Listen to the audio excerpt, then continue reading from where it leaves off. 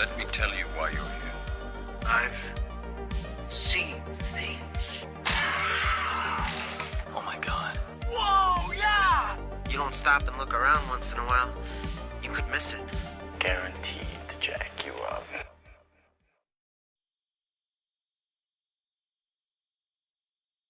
How y'all doing? I'm good. I'm good. Nice. Now, obviously I look good, but I look different. In case you guys are not watching, videos are now on Spotify, so you should be able to look at me if I'm talking to you, which I think that is the appropriate thing to be doing. But yeah, it's me. What up? Yee, brother. We out here, okay? You see what I'm wearing? See what you're wearing? Look at yourself. Then look back at me. Now look at you again. Southern camo. Checkered bands, baby. Today, we're going to be talking about the Texas Chainsaw Massacre. So I would dress a little Southern right now, okay? You know, letting the neck breathe, letting the guns go. Yeah, you wouldn't want to face that. Neither would I. All right, let's move on from that. Don't look at it. I won't look at it. I won't look at you. But I'm gonna. Anyway, what the fuck ever. All right, yeah, all right. Enough with the bet. Okay, yeah, I wanted to dress a little yee for this episode because, I mean, it's in the South. I mean, why not? I got my little, God, is my tan like that bad? God, I'm so pasty, but then like I'm so delicious looking from like here down. I look like a nice toasted piece of bread. That's what I look like right now. Yeah, we're talking about Texas Chainsaw Massacre. This is the 50th anniversary, man. 50 years of an iconic horror movie. That's what we're going to be talking about today. And I'm saying that as I'm recording this, it's October 1st. So it originally debuted in Texas on October 1st, but it didn't get the, nationwide release until October 11th. So whichever one you want to go with, hey, more power to you, whichever. But if you have either of those days as a birthday, yo, share a birthday with a pretty iconic film, and that's great. Actually, I do want to cover this before I get into any of that. So, as you can see, the hat does say Midwest Princess. Yes, indeed, it does. I am a Chappell Roan stan. I got put onto it because of my girlfriend. Didn't like her in the beginning. Like she showed me Hot to Go, and I was like, you know what, Hot to Go, like it's all right, it's whatever, no big deal. But then the very next fucking day, bro, while I'm at work, I walk around. I usually listen to podcasts. I listen to some music. That day, I literally had Hot to Go on repeat for my entire 8-hour shift. I did not listen to a single different song. That thing was stuck in my head. I'm not mad about it. I am now on the Chappell Roan train, and she's 100% your artist's favorite artist. I know so many of the people I like and listen to actively listen to Chappell Roan, and the amount of like celebrities that do go to her concerts and stuff, it's exciting. Her main fucking breakout song, Hot to Go, HOTTOGO. In this movie was fucking hot to go from the very beginning. The opening, you already know something's steamy, something's rotten, swamp ass is going on, and a lot of that happened behind the scenes, filming this in the Texas heat. And I've never been to Texas, okay? It's on my list. I will go eventually. If you guys are from Texas, anybody from Texas, or anybody who's been to Texas, recommend me some places to go. I would love to know. I'm not thrilled about the heat. I am a Southern boy. I will go ahead and say that. I grew up in South Georgia. A lot of people are going to know the town mainly because of the onion, but I grew up in Vidalia, Georgia. So that is popular for the Vidalia onions. And yeah, that's the only time people know that. No, I don't have a twang, thankfully, but it does come out every now and then. It's a little rare. Whenever I'm talking to, like an elder or something, and I say, yes, ma'am, sometimes I get a bit of a draw out of that, and I can't help that. I don't know, but I know the South has like its stuff, here and there, of course, but Southern hospitality is a thing, and just some Southern people, some things about the South just hit right, man. Southern sweet tea, the food, fucking amazing. Sometimes the people are really good, And I don't know, every now and then you see somebody with a twang and it's attractive. It's, I don't know, it's weird. It's weird. Not all twangs are attractive, but some kind of are. Like, I don't really know. But accents are a thing, pretty prominent thing. And I've spoken about this, and I swear this always happens to me in a Waffle House. I love when a Southern black woman just calls me sugar. When they call me that or sweetheart, my soul, I feel cleansed. Man, if I could just have that like once a week, just like a Southern black woman, just with that Southern accent and just call me sugar. I love that. That's great. That's a feeling right there. Everybody should feel that at least once in their life. Go to Waffle House in the South. No Huddle House or anything else or IHOP. No, it's okay. Waffle House all the way. Enough of all that. We're going to get into the movie now. So, I'm going to be right up front. Okay, I'm going to be up front. I do like aspects of this movie. I will say that. I like aspects of it, or I could probably say love aspects of this movie. Now, do I love this movie? I do not. This is going to be one of those movies where I don't just say, like, I love this movie. Like, no, it's not one of those, okay? This is one of those iconic horror movies that has great things about it, but I can understand people's gripes. I get it. I get it. Like, first time I, like, actually watched this with a developed brain, I watched it, and the last 30 minutes of this movie gave me a fucking migraine. Okay, Sally, spoilers ahead, but this movie's been out 50 years. I would imagine if you're watching this, people have already seen it. Sally, our final girl, she has lungs, dude. She has some lungs, and she is screaming like continuously throughout the third act of this movie. So much. There's like barely any dialogue because a lot of it's just fucking screaming. And I get it. Scary situation. Man, is it kind of annoying. I'm not going to lie. But I think it's a movie everybody should watch at least once. You know, at least once. Dip your toe in. See what the fuss is about. You may love it. It may become a favorite. Or you can be like some people and hate it. And actually, speaking of that itself, it is okay to just feel meh about a movie. To where you're like, you know what? I didn't love it. I didn't hate it. But I watched it. You know, it's all right. Perfectly okay. We're in this age where you either have to really love something or you really have to hate something. And it's bonkers, man. I can't rate every movie a 5-star movie or like a 1-star movie. No, it's like, no, there's things I like about it, but it wasn't great. And would I go watch it again? No, not really. First one that comes to mind. Okay, Beau is Afraid by Ari Aster. I was really looking forward to that movie. Watched it. Super fucking long. Okay, really long movie. Don't think I would ever watch it again. Looks incredible. Acting was incredible. Story, it was like interesting and everything going on, you know, but I couldn't relate to it. It wasn't a movie for me. But on a technical level, it was great. There were so many great things about it, but it wasn't for me. And it was just kind of like, meh. But I'm never going to go watch that movie again because that's just really wasn't for me. But it was for other people that I went with. This movie, I don't really see anybody really relating to. I'm not going to lie. It's not very deep. It's kind of shallow, but you get what you're getting. It's this scenario that just happens that is really unfortunate. In case anybody just doesn't know this movie, which I would imagine you do, this is one of the most talked about horror movies of all time, understandably so.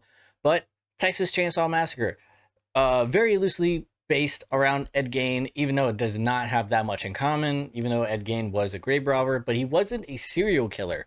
If I remember correctly, he only killed like 2 people. That's rookie numbers, okay? Gotta bump them up. Gotta bump him up before we put him on that list. He did some other weird shit. Understandable. They took inspiration and stuff, but it's about a cannibalistic family. And there's these group of friends that just happen to be looking for an old childhood home and stumble across this family. And they somehow find their way inside of their house and they just start killing all those people. So that's where I say it's a bit of a home invasion thing because they just kind of came in. And that's really about it, to be completely honest. Like I said, not a whole lot of deep stuff, not very many themes. There are theories about some things here and there about a specific character. I'll go into that a little bit later. Now, this movie was directed by Tobe Hooper, who is also known for, obviously, this, an iconic one. I've never seen Texas Chainsaw 2. I will eventually get around to it, but I know that one has a pretty big following as well. I'm not sure if it's as good or like what's the differences between the two, but he did that and 1982's Poltergeist. Now, I grew up with Poltergeist. I love Poltergeist. Hated the remake. Remake was dog doo-doo all the way. And Poltergeist is super funny to me. It has a special place in my heart because it's a movie I consistently try to get my mom to rewatch because she's still terrified of that movie and will not watch it to this day. And there's been plenty of times where I would scare the shit out of her because I would have like a Bluetooth speaker and I would do the mommy, you know, the echoey crying that she does whenever she's trapped in the TV, and it scares the shit out of her. She'll freak out. It's hilarious, but I love Poltergeist. It's great. It's a movie I'll definitely cover one day. Don't know when, but I'm gonna get to it. But yeah, he did that. And then I also saw, doing some, research, he also directed Billy Idol's dancing music video. Pretty awesome. Billy Idol, he's a babe, or I don't know the fucking word. I don't know. I don't know the word to use for him, but yeah, you know what? Fuck it. He's a fucking babe, okay? He's looked great all throughout his life. I think I've watched like one of those like time-lapse videos where they show like the ages and like, throughout the years. I think he had his perfect look when he was about 30, like early 30s, if I'm wrong. But I respect it, man. He had the hair, everything. I understand why this guy was a ladies' man. I completely get it. Okay, that was a beautiful looking dude. All right, talented, good looking, charismatic, and charming as fuck. And he had an accent, dude. My pants are wet right now. Now a little bit about the facts. Okay, so this movie runtime very short. Hour and 24 minutes, but there is an unrated cut that is hour 28. Now, I only watched the hour 24 one. Honestly, still pretty damn good. I don't know the differences between the two, so if somebody could tell me that, that'd be great. And maybe one day I'll try to watch the unrated. I'm not exactly sure. 4 minutes can probably be a pretty big difference. That is a lot of time in film. It's so weird in the film industry. That's a lot of time, and then also way too little. Now, the budget of this is roughly estimated to be $140,000, okay? I don't even know if they make movies for that fucking budget anymore like that nowadays. But it grossed worldwide over $30 million. That is pretty fucking impressive.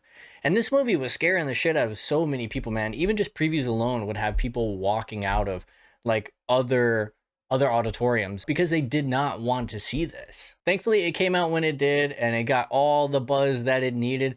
There's just something about classic horror movies, and I'm gonna get into that a little bit later, but this one's a bit of a sweet spot in a way, and I think it makes me appreciate another horror movie that I love right now that I've talked about on the podcast. I'll get into that later. Let's talk about the ratings. So, ratings and reviews is what we're gonna get into right now. This is sitting at a 7.4 on IMDb, okay? That's honestly impressive. Higher than what I thought it would be. I'm not gonna lie, and I might have my own biasness there. And on Letterboxd, it's actually averaged at a 3.8. Fuck ton of reviews, okay? And the friends that I have on there, they rate this like a 5-star movie. I think I did like a 3.5. I didn't hate it. It's just not exactly my preferred, but I love things about it. There's just like cool shit in it. You're not gonna like everything that's out there in the world, but you can still appreciate something. That's why I think it's always good to check something out, because you never know. It's always good to give it a try. Now that we're gonna get into the reviews, I want to go into the 1-star reviews, okay? And there were some that just had way too much shit. They were literally writing like essays, and I get it. A lot of people had the same grievance that I did with the last 30 minutes of nothing but screaming. I saw somebody say they just muted it, put on subtitles, and it was just like constant screaming. Understandable. I get that. And of course, some people saying like, oh, it's shallow. There's no depth to any of the characters. Like, you don't really care about them. And it's like, yeah, but this was like an older time period. And sometimes you do gotta like let that slide a little bit, because we do things a bit different now. Now, in that runtime, you can easily care about a character. No problem. It's all about the connections and the actions that you show in the movie, and we didn't get too much of that, I'm not gonna lie. So, not a whole lot of character development, but I think there's some there. It's just you're looking at the wrong person or people. That's what I think. Here we go with some of the 1-star reviews I found. This person said, those people think they got murdered because this movie made me feel like I was dying a slow, painful death. Shame on all of you that made me think this was going to be a good film. God, that just sounds so pretentious. Sometimes I can't even stand film people. I'm not going to lie. As somebody who went to film school and I know I could be like pretentious about movies, I feel like it's kind of hard not to be pretentious about something that you're into because it's going to come off that way because you're more in the know. But when you see somebody that's like more pretentious than you, like sniffing their own farts and shit, it's like, God damn, I do not want to be that person. And I hope I never come off that way. By all means, call me out if I do, but I really don't want to be that way. So do me a solid. Let me know. This person, another 1 star. Unfortunately, they just had a really long one, but I did like the first half or the first little quarter of what they had. The Texas Chainsaw Massacre belongs in the Valhalla wing of the Cinematic Ass Cheeks Hall of Fame. I'd rather dry swallow horse pills while feasting upon catfish. I'm a vegetarian and allergic to catfish. I wouldn't wish that on anybody, but they wish that on themselves. That's pretty insane for this movie. But like I said, some people see it as that bad. I personally don't see it that bad, and they kind of do. And I did pick up some 4-star reviews. Another thing, I try not to get the ones that are like super long because, dude, I'm not going to read all that, man. I don't even like reading my own bullet points sometimes when it comes to me wanting to talk about something. Sometimes a lot of it is off the dome, but I have to keep myself like in a flow to make sure the podcast goes chill and everybody enjoys what they're listening to. So I try to do that. Now, this is a 4-star review and they did like it, and this is what they had to say. You may see it as a story of teenagers being dismembered by a chainsaw killer, but I see it as a like-minded family trying to give their ailing grandfather one last shot to do the thing he loves best. And you know what? God fucking damn it. If this isn't a story about family and appreciating the time you have, not letting anybody come in, disrupt your peace, and keep you from enjoying the final moments with a family member. We can all relate to that. Toxic family members that may come around you just don't like around Thanksgiving or Christmas time. And then they're going to be around the person that you really, really, really want to be around. But you're like, you know what? Got to bite my tongue. Got to hold it down a little bit. I'm going to relax. But this one, they're not like that. They're a different kind of family. And they said, fuck that. And just started whooping ass. This is where the Dom Toretto motto originated, right here, 1974. Family first. And then this person, 5-star review. Southern hospitality. Damn right, man. All that Southern, and it was hospitable. And some people definitely did go to the hospital, and that's perfectly okay. Visit your doctor, get a finger up your bum, just put it right up there and let them pop it out. Tell you that you're A-OK, cancer-free, or touch up on your boobies. Make sure you got nothing in the milk jugs, fun bags, a lot of D's, lot of do's, your hooters, bun sacks, bosoms, breast friends, your kahunas, breasticles, your little Danny DeVitos, or your big ones, whichever one. He's not that big or that small. Anything in between. Get them checked out as well. Make sure you're cancer free. Appreciate you. All right, now we're gonna go back to the review. So 4 stars, another heart. This person said, Sally screams at full volume for at least 37 minutes straight of this film. Me. Damn, bitch, it really do be like that sometimes. And sometimes, dude, the shit that we could go through on a fucking daily basis is gnarly. So I don't blame you. Sometimes, every now and then, once in a blue moon, I wanna have a good old screaming sesh by myself. And yep, it's understandable. If anything, probably do that too. Make sure you take care of yourself and your mental health. Blow off some of that steam. Do that or any other way you could think of to relieve stress. Just don't hurt anybody. That's all I can say. Now I want to go over the cast before I actually start going into a bit of the story and like a little more detail, and then some of my talking points that I really wanted to make sure I touch on. So we have Pam. Everyone should know Pam, or at least know like the back end of Pam, because she is one of the most iconic shots from this film. Understandably so. I'll get into that a little later. She is played by Terry McMinn. Now, she hasn't done a whole lot when it comes to acting. I don't really know what she's doing nowadays, unfortunately. I tried to check and see. Couldn't really find anything. But she starred in this, and every now and then she still gets pretty recognized. That's pretty great, man. Love to see it. And we do have to remember, because I am going to be going through a bit of the cast, some of these people have passed away. This movie is 50 years old. So a lot of these people, if still alive right now, are in their 70s. Then we have Sally, who is our final girl of the whole movie. And you might say she's the final girl in a very literal sense because she's the only one that survives. Spoiler alert. But yeah, Sally is the only one that lives. Now, you don't really get to know a whole lot about her. She doesn't have any challenges or personal grievances she's really trying to overcome. She just happens to be the one that lives. And that's one of those things that back then they weren't really being super deep about a whole lot of characters, especially when it came to horror. A lot of people just wanted to get scared and see slashers or creatures or something like that. Very understandable. And every now and then you had some people say, you know what? But what if we cared about them? What if we liked the characters? Or what if we liked the killer or the creature itself? What if it actually had human qualities that we could connect to and relate to, or a story that we could connect and relate to? In this movie, not too much, but that's a whole different thing. But Sally, played by Marilyn Burns, may she rest in peace. She died in 2014, so respects to her and her loved ones, and much love to her and her family. She did a bunch of other like horror projects, and then she also did like quite a few cameos in this series itself. She was around, and it was cool that she actually kept coming back from time to time.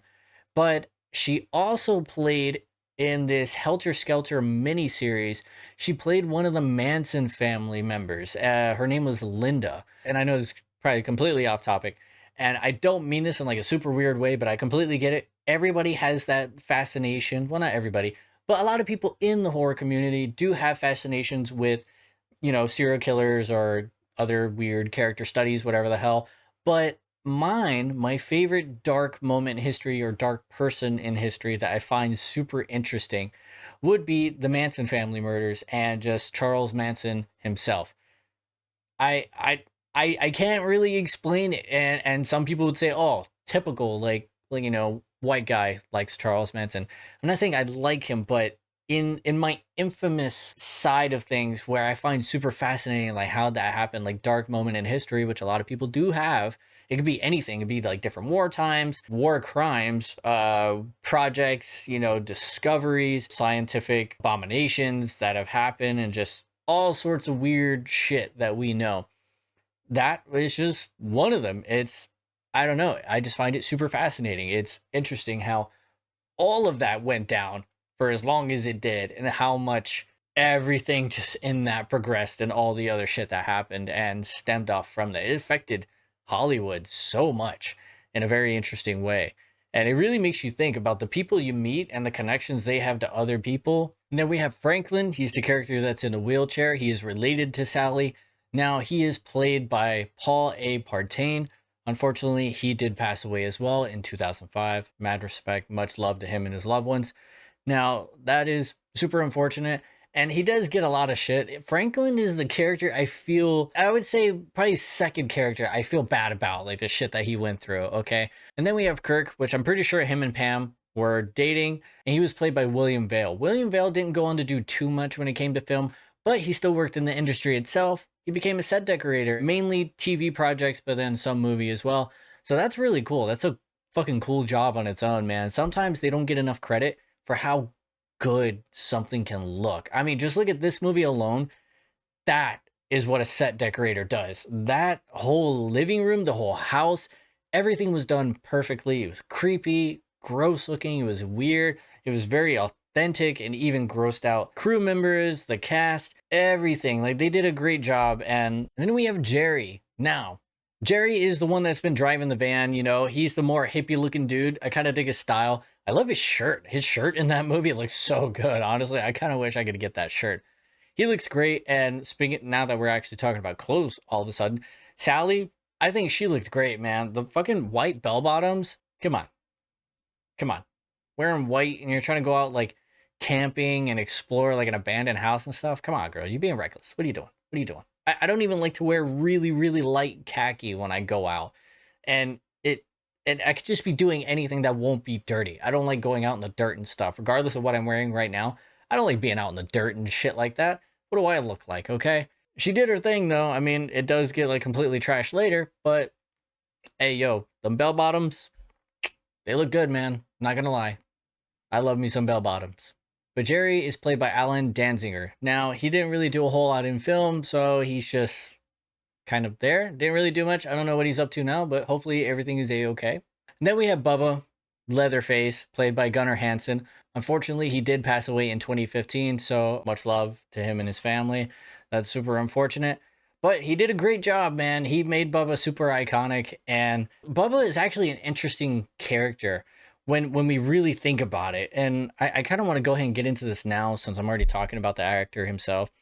But he really did a phenomenal job. No lines in the movie. He only did grunts and some sounds here and there because he's just like the runt of the family, pretty much. He's the stocky person. It probably doesn't fully know his own strength, but he's nonverbal and he covers his face. And I actually saw something while I was researching this movie. In this movie, Leatherface wears 3 masks. There's the killing mask, old lady mask, and the pretty woman mask. Those are the 3 masks right there. And what they wanted to like kind of convey was the fact he didn't have a personality. Obviously, he wasn't raised, properly. He wasn't treated the best, having some sort of disfigurement or probably mental disability as well. Everybody can go into that. They might go into it later in the films. I fully don't know. I do know in some of the remakes, and I think the reboot, I think a 2003 reboot, they actually try to go into it a bit more of his backstory of how everything came to be, but I can't fully remember off the top of my head. It's been a while since I've seen those movies, but they wanted him to have nothing underneath. So there is no him.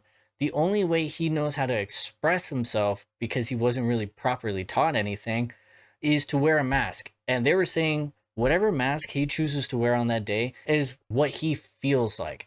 And some people did try to say this is also with some sort of like dysphoria with sexual orientation. And it's pretty interesting because the very first time you see him, he's wearing the killing mask and he kills Kirk, and then he also captures Pam. Now, that time, killing mask. Obviously, that's the mood he's in, is just kind of do that. The next time we see him in a mask change is whenever they're setting up the dinner scene and he actually wants to be helpful and actually take on the role of being supportive and domestic. So there is no grandmother around, and it's no spoiler, there is a grandfather in the building who used to do what they did. Their family used to work in a slaughterhouse and like kill the cows. And they talk about how introducing the air guns was what made people lose their jobs. So that family is there, and he's old as hell. Like, this guy looks like a mummy. And they still have the corpse of the grandmother in the room with the grandfather, like sitting in a chair while he's still wheelchair bound. Insane. And so because there is no like motherly figure or female presence in the home, I think that's where Bubba kind of comes in to kind of take care of things. And then whenever they do sit down for dinner, that's where we see the 3rd mask change, the pretty woman mask, because Southern upbringing, Bubba wants to look his best whenever he's going to dinner. Now, this is something I wanted to touch on. So because of the masks, some people find it interesting that he does have 2 female masks and only one, like, I guess, masculine, killer mask. Now, it is hinted at that he does have gender dysphoria. And I think this kind of makes sense. And I want to quote this verbatim so that way people can kind of get their own impression of it, not just me just saying, what I think or interpreting something. I want to read it exactly. It is implied that Leatherface has gender dysphoria, since there are a few scenes in the movie where he is dressed up in women's clothing, along with a mask made of the skin of a woman's face. This, along with the 4th sequel, are only films in the franchise that show Leatherface cross-dressing, while other sequels and remakes would omit that aspect of Leatherface's character altogether. Now, I think it's possible because they really wanted to hone in on the fact there is nothing underneath. It is just a vessel, a being, that the mask is the true person and what they're feeling. And I feel like sometimes they may feel feminine or, sometimes they don't. And I think this is one of those moments where, and I know like a lot of people don't like gender politics and stuff. I get it, but I think this makes sense because this is somebody who doesn't have a complete understanding of the world or themselves or their feelings or their family. They're afraid of their family. They will do anything their family says. And they're kind of encouraged to do these types of things, wearing the masks and stuff and, conveying how they feel with the mask. So it makes so much sense to me. So I could honestly kind of see that. And I can't remember any of the later films, like I said, and some of them I just haven't watched. But it does kind of suck they do kind of omit some of those things. I think mainly they just wanted to get away from it. But my thing is, if that was their original plan, I kind of see nothing wrong with it. I think that's perfectly fine. And I know there's going to be this other end of the spectrum where people are not going to like the fact that somebody possibly with gender dysphoria is like the villain. But I think all in all, the real victim of this movie is Leatherface. He's trying to protect his family because these intruders just randomly came in, and then just being scared of their family in a very abusive household.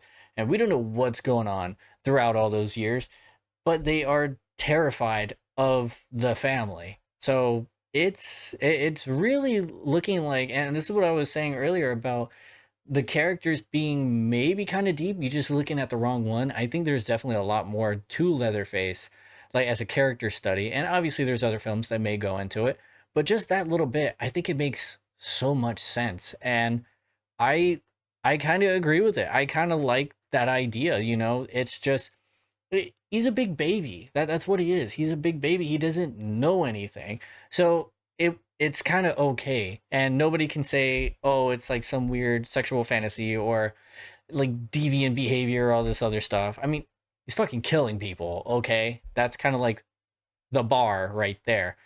Him not knowing how to express himself or his feelings, because it's okay for, a guy to feel feminine sometimes. I mean, look at me. I'm fucking painting my nails and shit like that. I like to do that. I like to pamper myself, I wash my ass crack and shit. Yeah. So what? I like to smell nice. I wear scented lotions and stuff like that. I put creams and stuff on my face to make sure I stay pretty and presentable. It's perfectly okay to be a little feminine here and there. Nothing wrong with it. That could be that. Maybe. Maybe. But then again, we don't know. We just don't know, but I kind of like it. I'm okay with it. I think it makes perfect sense. But now getting back to the cast. So, I didn't get to talk about the hitchhiker, Edwin Neal, who is definitely like a breakout role because he's the first like villain you're introduced to. He was stealing the show for a lot of it. Like that everything going on in that van was just super uncomfortable. And everybody can relate to that feeling when you kind of just come across somebody you don't know, and it's such a weird feeling when you don't really want to be there, but you don't want to be rude or anything. You're trying to be nice and you're kind of just stuck in this situation with him. And he did a phenomenal job at his part. And I believe he even said a state trooper or somebody in the police force did actually talk to him. He's like, you know what? Crime went down 18% because of this movie. So a lot of people took away from this film, don't pick up a fucking hitchhiker. And I get it. Hitchhikers can be dangerous, but I also get the other end of the spectrum where people are in an unfortunate situation and you're just there, man. Like, when I think hitchhiker, man, and I hope there's somebody out there who can remember this. Hopefully I'm not showing like my age here. If you guys remember Kai the hitchhiker, okay, he was a hero. I think there was some other stuff that came out about him later. I'm not 100% sure. So if anybody knows like the end of his tale, by all means, let me know. I want to know what happened. But Kai, he was a hitchhiker. I think he was like a California like bro dude, like how he would talk and shit. He got picked up by this one guy, and this dude just all of a sudden started confessing all this really gnarly, gross stuff that this guy has done, like involving SA and just other shit, and then like kids and stuff. And so this guy was like, what the fuck? And it just became this whole thing. I can't remember more that happened in between, but he eventually had to take action and kill this dude, like with a fucking hatchet. I think he was saving somebody, if I remember correctly. So honestly, that's pretty gnarly. And I don't know if I would ever pick up a hitchhiker. It's just, oh man, that's such a tough situation. But then again, it's like if I was a hitchhiker, I don't even know if I would want to hitchhike. I would be worried about who the hell is going to pick me up and where the hell they're going to take me. So both ends, fucking wild, dude. Wild situation to be in. That's a whole lot of like trust in the universe you got going on, If you guys have ever been hitchhiking or picked up a hitchhiker, by all means, I want to know what happened. Give me a story. And now we're going to get back into the story. So, group of friends They're all taking this trip, want to go find a family home, but then they also needed gas, and there was no gas at the gas station that they did stop by that was the closest one. They try to go into somebody's yard, which is a terrible idea in the South, and they're trying to get somebody's attention, and then they couldn't, so they eventually walk in.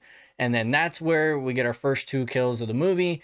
We get Pam, and then we get Kirk. And now, I just have to say, that is insane. From that moment on, where Pam and Kirk, they go off to do their thing, to go find somewhere to swim, but then they see like this house where they could possibly get help.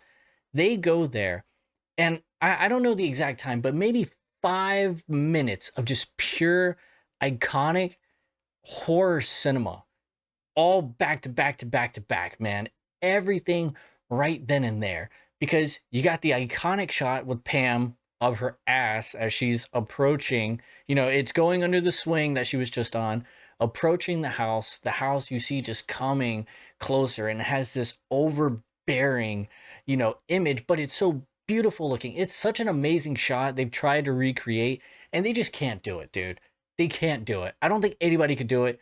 Everything was perfect. The lighting, the fucking clouds in the back, the perfect blue sky, the contrast of her red shorts, her very tan legs, and like her outfit, the way the dolly was moving, and how the house seemed like it was approaching her, not her really approaching the house. It is such an incredible shot that's been talked about numerous times, and I completely understand it. Definitely one of the best shots in horror ever. Okay, it's just amazing. And I'm not trying to be pretentious or anything. I'm just saying it is an incredible shot. But we have that, and then we do have the moment right before where Kirk actually gets killed, and we see Bubba's first appearance where he just comes out, the fucking dramatic zoom in on Bubba wielding the hammer, and just knocks the fuck out of Kirk. Kirk just flips and just falls and just starts twitching around, blood's gushing, then the multiple hits, and then slamming the metal door. Dude, all of that just back to back. That is insane. And I know I told that out of order. It was Kirk's death, and then Pam approaching, and then the very next thing is Pam inside the house trying to figure out what's going on, what happened to Kirk because he's not around anymore. And then she stumbles inside and sees all of the interior, all the bones, all the feathers on the ground, just human like made stuff. And then also all the trophies on the wall from like hunting and other shit that they've done, all iconic. That they put in a lot of work, and they did kind of linger on showing everything a bit too much, I guess in a more practical sense for like the story and everything going on. But they wanted to show off the work they did, and I do not blame them. They did incredible. And they did almost, I want to say like a 1-for-1 at Halloween Horror Nights. When we went, when they had the house here, the house was amazing. The decorations, the amount of detail they had in the Texas house was amazing. I was so thrilled, and I just wish I could like go through it way slower, look at everything. It looked incredible. They did a fantastic job. I love when HHN actually has IP houses, and the houses are actually iconic. Like there's actually good scenes in the houses.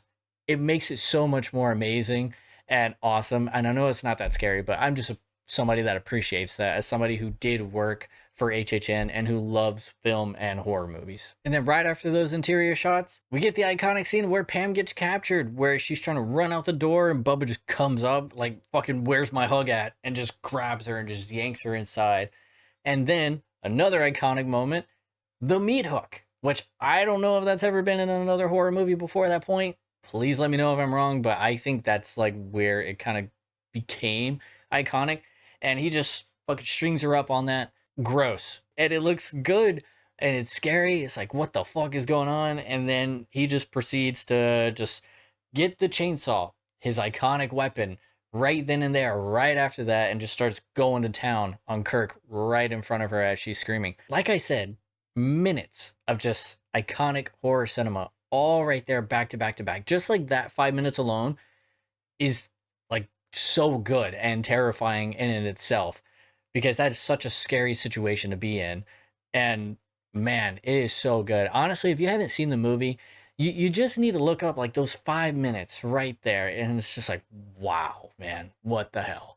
And I want to get into this because everybody knows I like the color red, and this movie just looks great, as I was just talking about.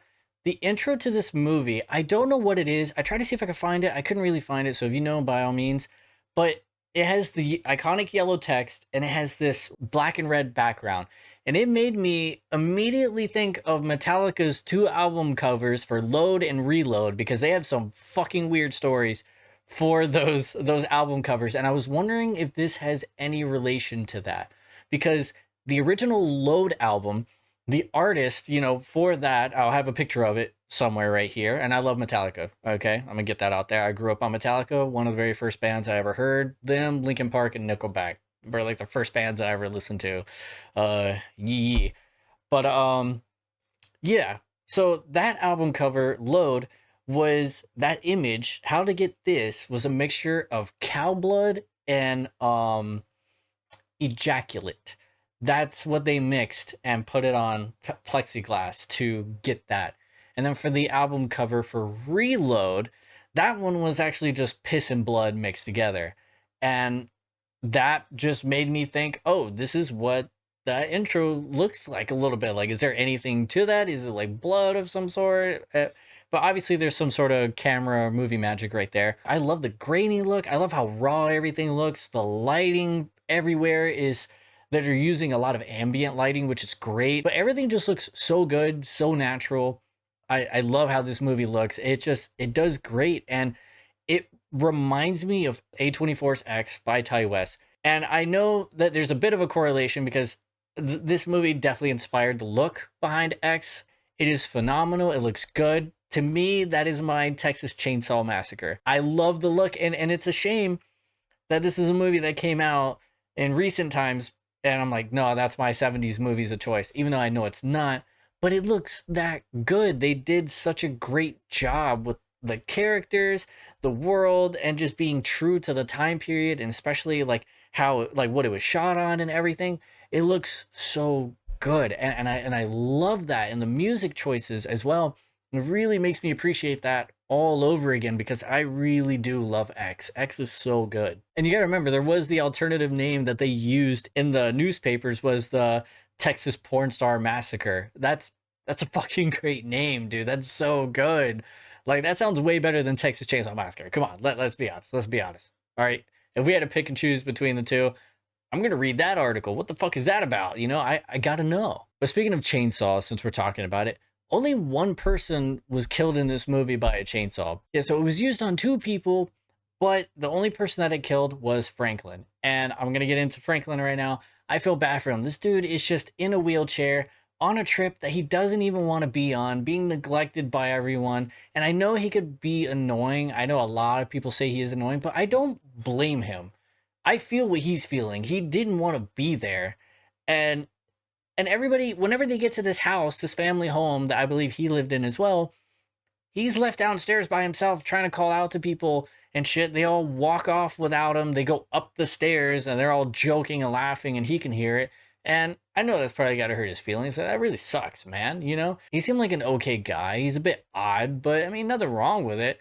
But man, that just sucks, bro. He was going through it. Earlier in the movie, tried to pull over and take a piss into a can.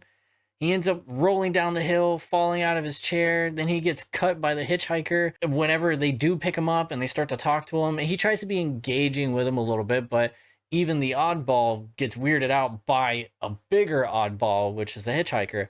So it's kind of gnarly how all that worked. And he just didn't deserve that. And then later, Sally, when it's just down to them two, Sally wants to go off and find her boyfriend, leaving him there, and wants to take the flashlight. And it's like, dude, the truck has no keys. You're not even going to help him get back in the truck and maybe, you know, he sit there. You're not going to do that. You're just going to want to walk off. And then after trying to pry it away from him for so long, and he's like, no, I want the flashlight. Like, I'll go with you. I'll go with you. You know, it's just like, I want to hold the flashlight. Like, that's it. He doesn't want to be alone in the dark because he's crippled. What the fuck is he going to do? And so he decides, like, you know what, fine, you know, I'll go with you, I'll go with you. Finally starts to follow her. She's leaving him behind already, just walking ahead of him. So in my opinion, Sally is not a great person. I'm just going to say that out there as a final girl. There are definitely better options out there. I would say Pam did better. She really cared about Kirk and went to go find him in this house. And unfortunately, she paid the price. But at least she wanted to be around like somebody. And it's super unfortunate how that turned out, but eventually they're walking around in the woods. Bubba just comes out of nowhere and just fucking rips right into Franklin's gut and just completely goes all up in his shit. You don't really see it like that, but Franklin, man, he deserved better. It's unfortunate what he went through. The guy's already in a wheelchair. Why'd y'all do this to him? It's terrible, man. And I just want to say, I kind of want to see more people with disabilities in horror movies, okay? There's a lot of people in the world with disabilities. I want to see more in horror movies. Come on. All right. Another movie I can think of that was great with somebody that had a disability was Hush. Okay, she was deaf. And there's just a guy walking around her building just stalking her, picking up on the fact, oh, she's deaf.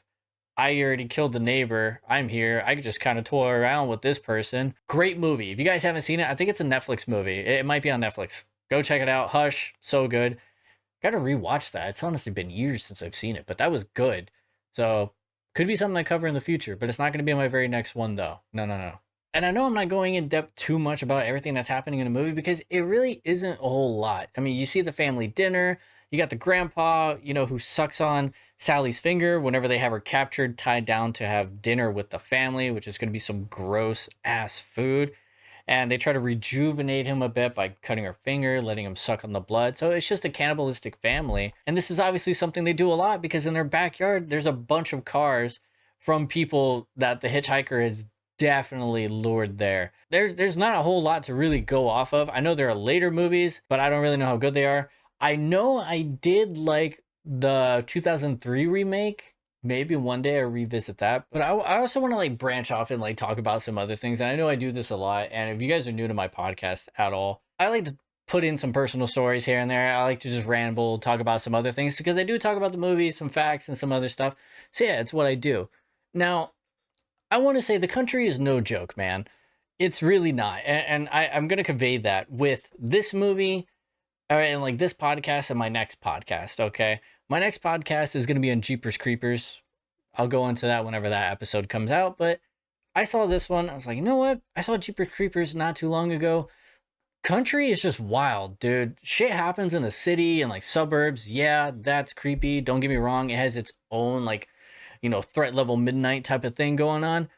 But man, the country is just something else. And I feel like it's just because I did grow up in the country, I can understand how fucking scary it is to be in the country at night and it's fucking dark, dude.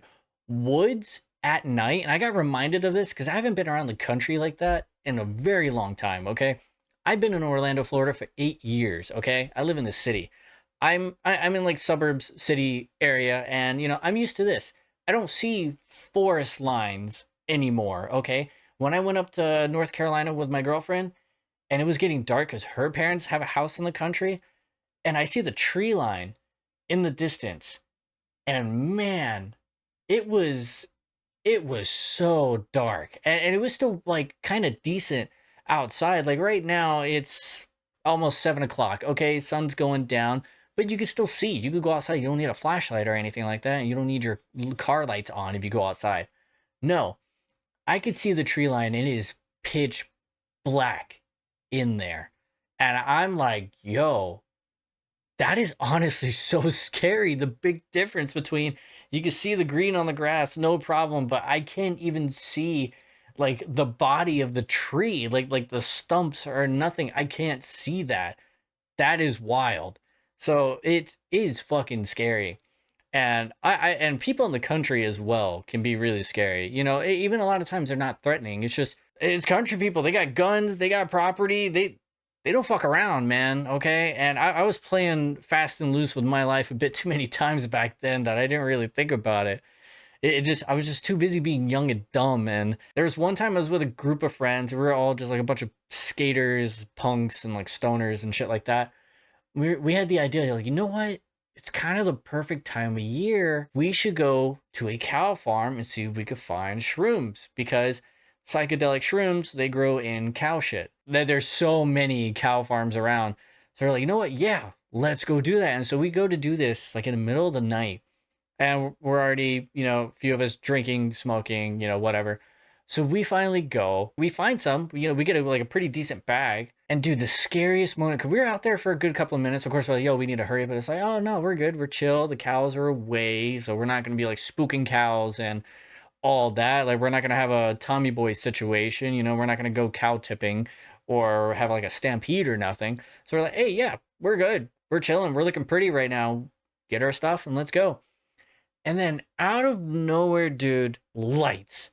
And then we just hear a guy and we freak the fuck out and we book it. And man, we ran through the barbed wire fence that was right there. And God, it was like a weird, like, Final Destination moment, because when we first got there and I was pulling them apart so that way we could step through, I was like, man, I've never really been this close to like barbed wire. That's actually insane, like insanely sharp. Obviously, no fucking duh, but it's like, oh, wow. I just had a moment of realization, like, oh shit, yeah, that does seem like that would work. Now I know why that is actually a thing. Yep, I knew then, but on the way out, man, I cut up my arm, I cut up my back trying to fucking like Stone Cold Steve Austin go through the fucking shit and try to get out as quickly as I can, tearing up my shirt a little bit and stuff. Crazy situation. Wild, but we got away with a baggie. But I think we were actually at the wrong time of the season. I think they were bad. We never tried them because I wanted to make sure we did research. And I think we caught them at the end of the season where they wouldn't be good or anything. So we just didn't fucking do it. So still to this day, I haven't done shrooms. But if you've done shrooms, by all means, let me know. Or if you have any country stories that take place, I would love to know. And another one was when I was younger than that. I want to say I was maybe 14, probably about 14, yeah. My friends and I, we would go ding dong ditching. That is fun. I don't know if kids still do that. Do kids still do that, man? Ding dong ditching is actually like so much fun. I know it's annoying for the people, but oh man, when you're a kid and shit and doing that, it's so exhilarating and stuff. And I remember this one time, we were all trying to come up with like funny ways to hide because we want to see the reaction. We're not just gonna like do it and leave. I want to look at their face when I see that they just got. That's what I want to do. So ding dong ditch a house, and I have the idea. You know what? Let me hide in the ditch at the bottom of the driveway. Let me just lay right there, like under some leaves or like in some leaves, wearing all black. Of course, I came prepared. I'm not an amateur, okay? I thought this through. Wore all black. I was ready. This dude comes out. He just has a shotgun. And I was terrified because he did the typical like just fucking racking the gun. And I'm like, oh fuck. And I'm just laying there, like just shaking. And he's walking around in his yard, pacing, looking around. And it was so scary. And my friends were safer because they were behind bushes that they could kind of see through, like at the next neighbor's place. And whenever he finally got inside, and I know he was like waiting. So when he got inside, I waited. I'm like, nope, the light's still on. I'm going to chill here. So I'm just sitting there. Minutes go by. I'm just laying there. And then I want to text my friends. I have my phone right here. I maneuver it out of my pocket. And I'm like, I want to text them. Like, is it okay? But then I'm like, I don't want to accidentally like look up my phone. And then the fucking just brightness is super bright and I get flashbanged. And then this guy comes out and knows exactly where I am. So it was so scary, but eventually light turns off. I fucking get up and I book it, man. And I'm just like, no, fuck that. Like we're going somewhere like way down the street. I want to be far away from that house as much as possible. And it was gnarly, man. Super scary shit, man. You can't really fuck around with country people like that. Especially nowadays. Everybody's on edge. You can't trust people for shit nowadays, okay? It's hard. It's hard. You can't really trust strangers like that. But I was just doing very harmless shit. I'm not going to lie. That's it.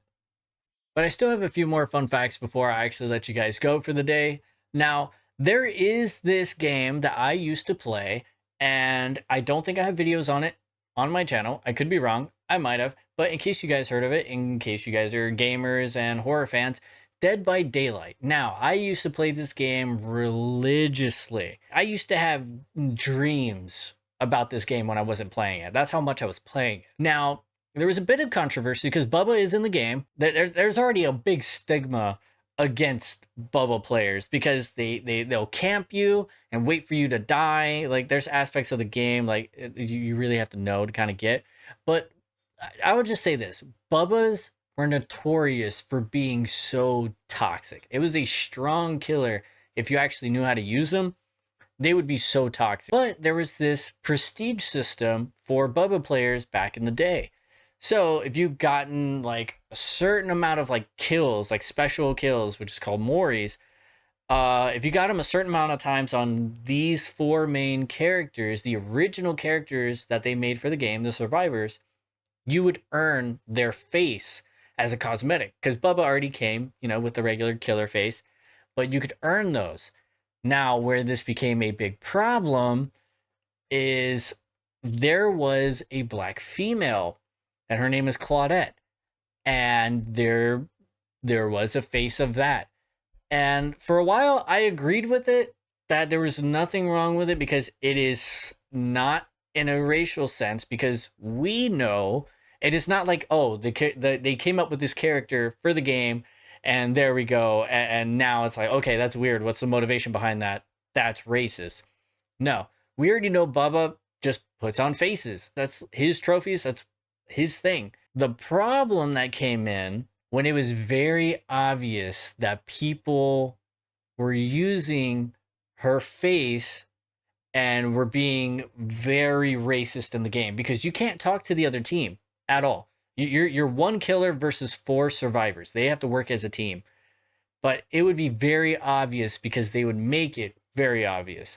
What they would do is they would specifically target the black characters while wearing Claudette's face. So inevitably, in blackface, going and killing black characters. That is honestly disgusting behavior. Fuck anybody who's ever done that or found it funny or anything, because that is just really fucked up. It's a horror game, and I get it. Things are supposed to be like taboo, weird, whatever.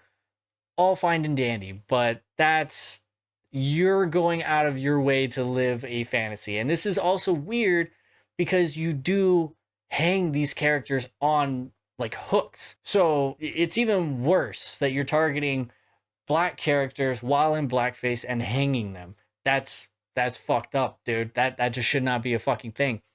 But after enough like outrage that this was starting to happen too much, they eventually took out that cosmetic. Understandably so, because people were using it in a very terrible and shitty way. So I completely get that. And it's a shame because it was an understandable, like, weird trophy system that they were doing. Because if you saw a Bubba coming at you and he was wearing a character's face in the game, you already knew you were going against somebody good, like fucking good. You already knew that. It was just one of those types of cosmetics. But they just had to go and fucking be assholes about it. And there we go. So that's unfortunate, but it's also like, we should have seen this coming. At least now it can't be done anymore. But the last thing I wanted to touch on was how inspirational this movie is. You can find so much inspiration from this movie all throughout horror. And to me, the main things I wanted to take away right here, one is funny, and then one was a must that I had to talk about. I'm so glad that it actually happened, and it's weird, the correlation between the two. But Guillermo del Toro, he actually became a vegetarian after watching this movie because of how rancid everything fucking looked when it came to food and how they treated everything.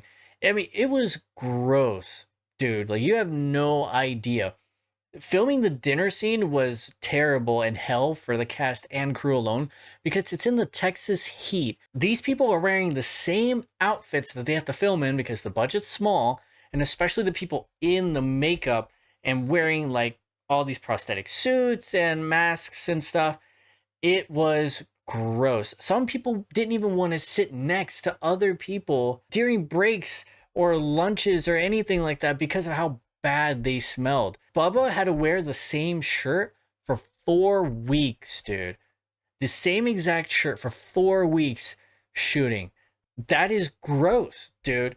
All right, I get swamp ass just walking outside in Florida, humid weather. I don't know what it's like in Texas, okay? I don't want to fucking know, Okay, if you're from Texas, I'm sorry. I hope you have breathable underwear and working AC when you get home, and you have running water and soap to wash your ass and or balls or flaps. Take care of that as much as possible, okay? Be decent and wear deodorant. For the love of God, wear fucking deodorant. But yeah, the heat's no joke, man. Swamp ass is a thing and it's running rampant. In the fucking US of A and in the South, don't have swamp ass. If you know somebody with swamp ass, tell them to get rid of their swamp ass and to do something about it. But the last thing of inspiration I wanted to talk about was how this movie inspired Ridley Scott to make Alien. Now, I don't see the correlation of how that happened, but there's probably something. I love Ridley Scott's work. I love the recent Alien movie that became a whole pipeline and eventually branched off into that whole butterfly effect. That's amazing. And then, of course, I love Blade Runner, which is also tied to the Alien universe. It all weirdly comes full circle, man. The butterfly effect. And actually, that is a movie with Ashton Kutcher that I will cover one day. But that is going to be a very traumatic movie, and I think that's going to be a deep episode. So, because I can relate to some things in that movie that's going to be pretty gnarly. So, one day, I don't know when, is when I have the strength to do that. Before I let you go, I got to give you your cookie's fortune. Since we were talking about swamp ass and being mindful of the people around us and of our own stench, I'm going to give you guys something with a mindfulness meaning. And here we go. Our words have power, but our actions shape our lives. Do with that what you will, ladies and gentlemen. But until next time, be excellent, be kind, subscribe to the channel.